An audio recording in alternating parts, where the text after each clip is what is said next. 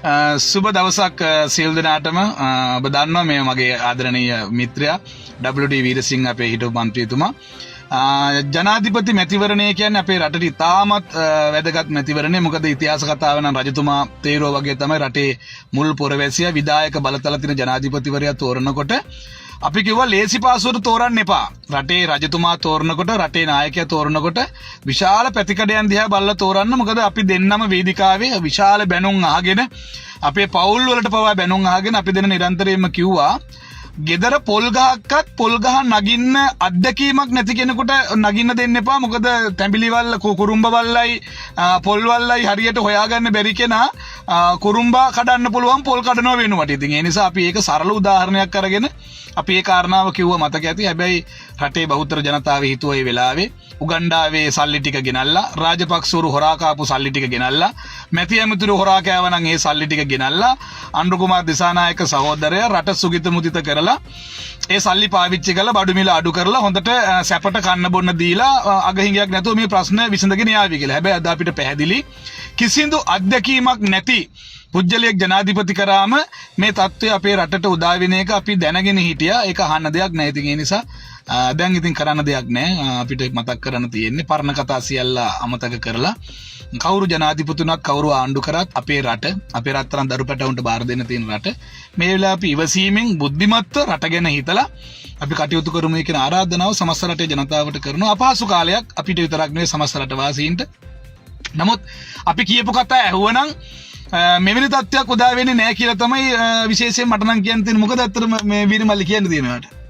අත්‍තරම දැන් එකම කාරණේ තමයි කුට්ටය කිව්වා වගේ දැන් අපි කොවිඩ් වසංගතය වෙලාවේ ගෝඨාභය රාජපක්ෂ ජනාධිපතිතුමාගේ කාලේ අපි ආණ්ඩුව කරන කාලේ වසංගත තත්ත්වයේ වෙලාවේ විපක්ෂය දා එළියට බැස්සා. පඩි වැඩි කරන්න කිව්වා, එයාලට දීමනා දෙන්න කිව්වා, නොයේ කාරණා දාලා මිනිස්සුත් එක පාරට ආවා.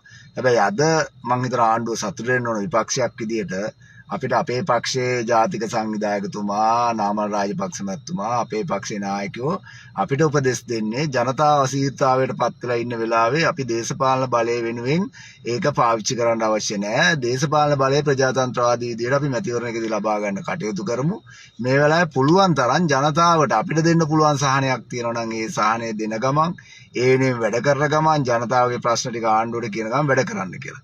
හැබැයි මේ අද ආණ්ඩු කරන අය ඉතිහාසයේ එදා ගෝඨාභය රාජපක්ෂ මහත්මයා ලෝකේ තිබුණ හැම වැක්සින් එකක්ම ගෙනලා මිනිස්සුන්ට එන්නත් කරලා ඉන්දියාව වගේ ගංගා වලට මිනී දාන එක පහපාරේ මිනී දාලා යන එක නතර කරලා තුන් වේල කොහොම හරි කණ්ඩ දීලා නිරෝධානය කරලා නිරෝධානය වෙලා හිටපු අයට බඩු මල්ලක් දීලා මේ ඔක්කොම එදා අපේ ආණ්ඩුව වෙලාවේ කරා.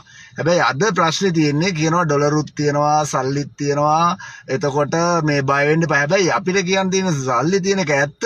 එතකොට හැබැයි සල්ලි තියෙන්නෙත් මතක තියාගන්න අපි රනිල් වික්‍රමසිංහ ජනාධිපතිවරයා ඉන්නකොට අපි ආණ්ඩුවේ හිටියේ අපි කරන ගියපු වැඩ පිළිවෙලම තමයි ඩොලර් බිලියන 6.7ක් පමණ ඉතුරු වුණේ. හැබැයි සල්ලි ඉතුරු කරගෙන ඉඳලා වැඩක් නැහැ. මේ වෙලාවේ අපි ආණ්ඩුවෙන් ඉල්ලන්නේ ජනාධිපතිතුමාගෙන් ඉල්ලන්නේ දැන් ඔබතුමා වැඩ පෙන්වන්න කිව්වා වගේ. එතකොට තෙල් තිය ටික ගෙනල්ලා මේ පෝලින් දැන් අද බැලුවොත් ගොවියට යූරියා මිටියක් ගන්න බැරි තැනට ඇවිල්ලා අද යූරියා මිටිය රුපියල් 15000 20000ට ගිහලා ඔමගේ ගොවි තැන් කරන්න වෙන්නේ නැහැ. ඒක නිසා හැමදාම පිටරටින් ගෙල්ලා කණ්ඩ දෙන්න බෑ. මේ යුද්ධය තවදුරටත් ගියොත් පිටරටින් එන බඩු ටිකත් අපිට සීමා කරන්න වෙයි. අපි යවන බඩුත් අපිට සීමා කරගන්න වෙයි. එහෙනම් අපි දැන් සල්ලි ටික වියදම් කරලා මේ රටේ කෘෂිකර්මාන්තය දියුණු කරන ගමන් මිනිස්සු මේ එන්න පත් වෙන පීඩාවෙන් මුදව ගන්න. මොකද මිනිස්සු පීඩාවටපත් වුනාම කවුද ආණ්ඩු කරන්නේ කවුද රජකම් කරන්නේ කියලා මිනිස්සුන්ට අදාළ නැහැ.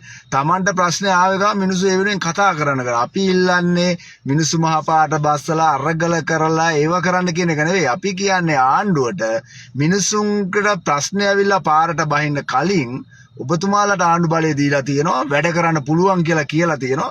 එහෙනම් දැන් මේ මිනිසුන්ට ගැටලුවක් නොවෙන්න අපි කියන්නේ 100% මේක සාධාරණව ඉවර කරන්න පුළුවන්. නමුත් මේ දැන් ප්‍රශ්න ටිකක් නිර්මාණය වෙමින් තියෙනවා. මේක හැකියක්මනින් නවත්ත ගන්න කටයුතු කරන්න ඒක රටේ ජනතාව වෙනුවෙන් ආණ්ඩුව කරන වගකීමක්.